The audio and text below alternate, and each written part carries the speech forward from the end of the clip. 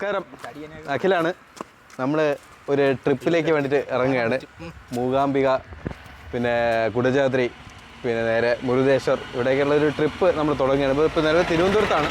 തിരുവനന്തപുരത്ത് ഞങ്ങൾ തുടങ്ങി, ഞങ്ങളിവിടെ കോട്ടയം വഴിയാണ് ഞങ്ങൾ പോകുന്നത്. എങ്ങനെയാണ് റൂട്ട്? എങ്ങനെയാണ്?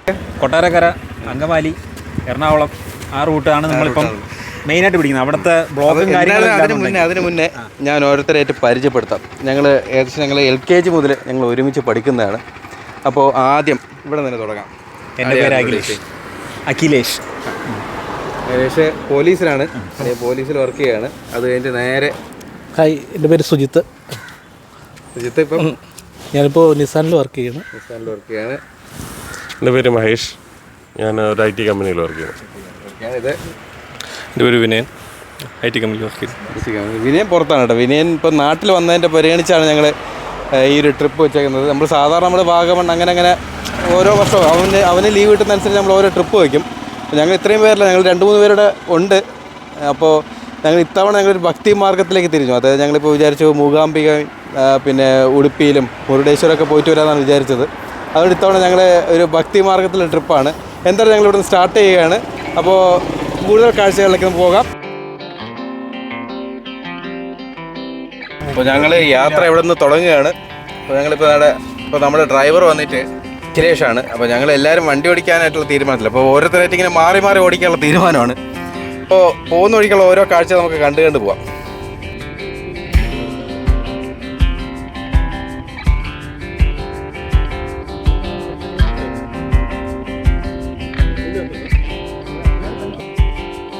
ഉച്ച കഴിഞ്ഞ് ഏകദേശം 1 മണിയോട് കൂടിയാണ് ഞങ്ങൾ യാത്ര പുറപ്പെടുന്നത്.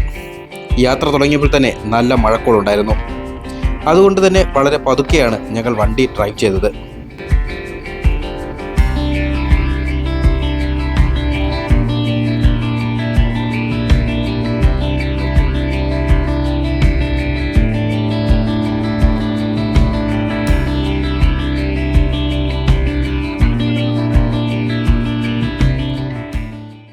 ആ കാണുന്നതാണ് ജടായു പാറ.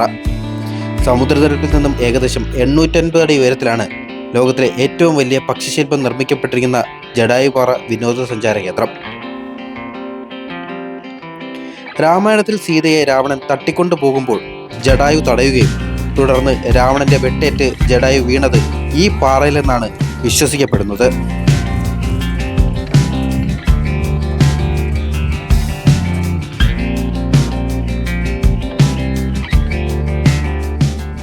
പോകുന്ന വഴിക്ക് കണ്ടൊരു ബിൽഡിംഗ് ആണ്. 1937 ഈ ബിൽഡിംഗ് സ്ഥാപിച്ചിരിക്കുന്നതെന്നാണ് എഴുതി വച്ചിരിക്കുന്നത്. എന്ത് തന്നെയായാലും വളരെ മനോഹരമായിട്ടാണ് ഈ ബിൽഡിംഗ് അവർ സംരക്ഷിച്ചു പോരുന്നത്.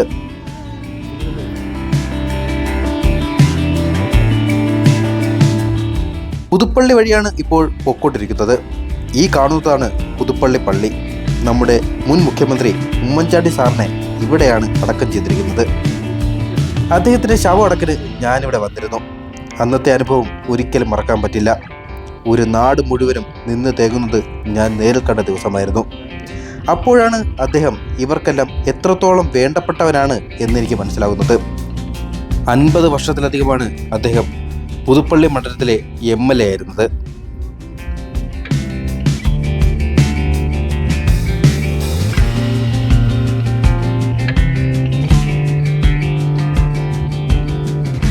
ഏറെക്കുറെ കാസർഗോഡ് എത്തിയിരിക്കുകയാണ്. കാസർഗോഡ് എത്തി.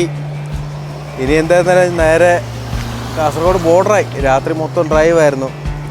വീഡിയോ ഷൂട്ട് ചെയ്യാനൊന്നും പറ്റില്ല, നല്ല മഴയായിരുന്നു. ഞങ്ങളെല്ലാം മാറി മാറിയാണ് ഡ്രൈവ് ചെയ്തത്. ഇനി നേരെ ഇവിടുന്ന് ബോർഡർ നേരെ മംഗലാപുരം, പറ്റുമെങ്കിൽ ഉടുപ്പി ഇറങ്ങും. അല്ലെങ്കിൽ ഞങ്ങൾ ഇപ്പം ഈ മഴ കാരണം ഞങ്ങളിപ്പോൾ നേരെ അങ്ങ് മൂകാംബിക്ക് വിടാമെന്നാണ് വിചാരിക്കുന്നത്. അപ്പോൾ ഇനി അടുത്ത് ഞാനാണ് വണ്ടി ഡ്രൈവ് ചെയ്യാൻ പോകുന്നത്. രാത്രി കുറച്ച് നേരം കിടന്ന് ഉറങ്ങി.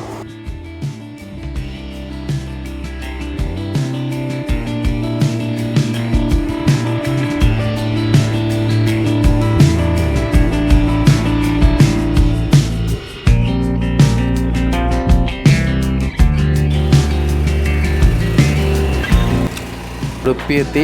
ഉടുപ്പിയോടെ ഫുഡ് കഴിക്കാനായിട്ട് കയറിയിരിക്കണം. അപ്പം ഞാനിപ്പോൾ ഒരു നീർദോശ എന്ന് പറഞ്ഞിട്ടൊരു ഫുഡാണ് കഴിക്കുന്നത്. അപ്പോൾ എല്ലാവരും ഓരോരുത്തരായിട്ട് ഓരോന്നായിട്ട് ഓർഡർ ചെയ്ത് കഴിക്കുകയാണ്. എന്തായാലും നീർദോശ ഒന്ന് കഴിച്ചു നോക്കാം, എന്നിട്ട് ബാക്കി പറയാം.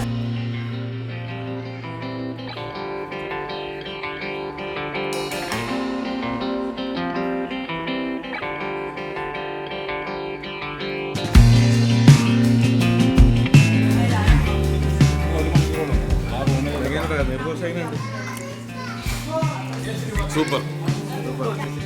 വെള്ളയപ്പം പോലെ ഉണ്ടോ?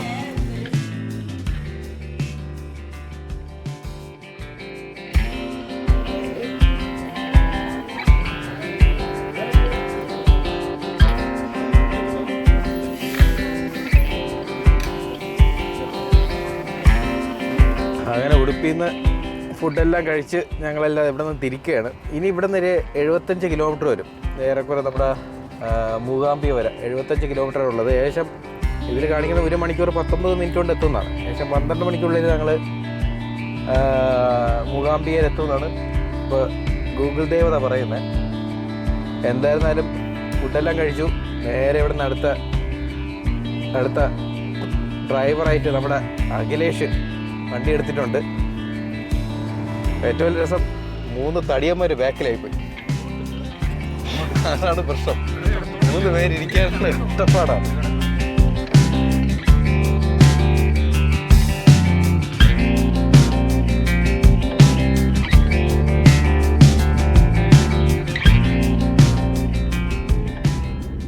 ഭക്ഷണത്തിന് വളരെ പ്രസിദ്ധമായ സ്ഥലമാണല്ലോ ഉടുപ്പി. ശക്തമായ മഴയും കേരളത്തിലെ റോഡുകളുടെ അവസ്ഥയും കാരണം ഞങ്ങളുടെ പ്ലാനുകൾ കുറച്ച് മാറ്റം വരുത്താതെ വഴിയില്ലാതെയായി.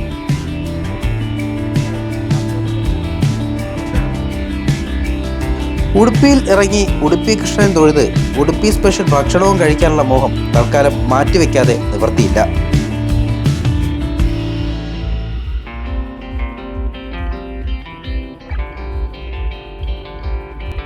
കാസർഗോഡ് കഴിഞ്ഞ് കർണാടക ബോർഡർ മുതൽ NH66 മറ്റൊരു വൈബാണ്. നല്ല സ്മൂത്ത് റോഡ്. കാണുന്ന സ്ഥലങ്ങളെല്ലാം ഏറെക്കുറെ കേരളം പോലെ തന്നെ.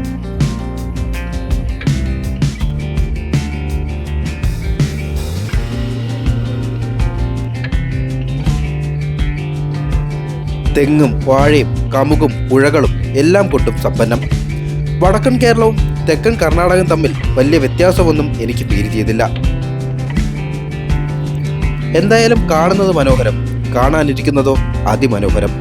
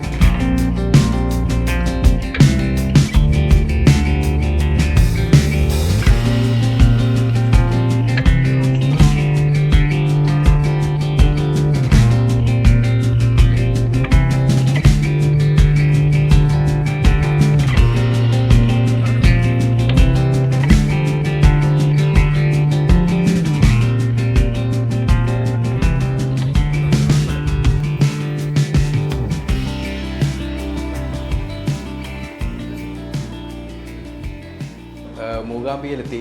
ഇപ്പം മൂകാംബികയിലെത്തിയിട്ട് ഞങ്ങൾക്ക് അധികം സമയമില്ല, ഞങ്ങൾ വന്ന് എത്തിയതേ ഉള്ളൂ. വന്നെത്തി ഞങ്ങൾ റൂമെടുത്തു. പക്ഷേ 2:30 കുറച്ച് മഴയുണ്ട്, 2:30 വരെ ജീപ്പുള്ളൂ. അതുകൊണ്ട് ഞങ്ങൾക്ക് എത്രയും പെട്ടെന്ന് ജീപ്പ് പിടിക്കണം, കുടജാദ്രിയിലേക്ക് പോയിട്ട് വന്നിട്ട് വേണം ഞങ്ങൾക്ക് അമ്പലത്തിലേക്ക് ദർശനം നടത്താൻ. എന്തായിരുന്നാലും ഇപ്പം ഞങ്ങൾ നേരെ കുടജാദ്രിയിലേക്ക് പോവുകയാണ്. നമുക്ക് ആ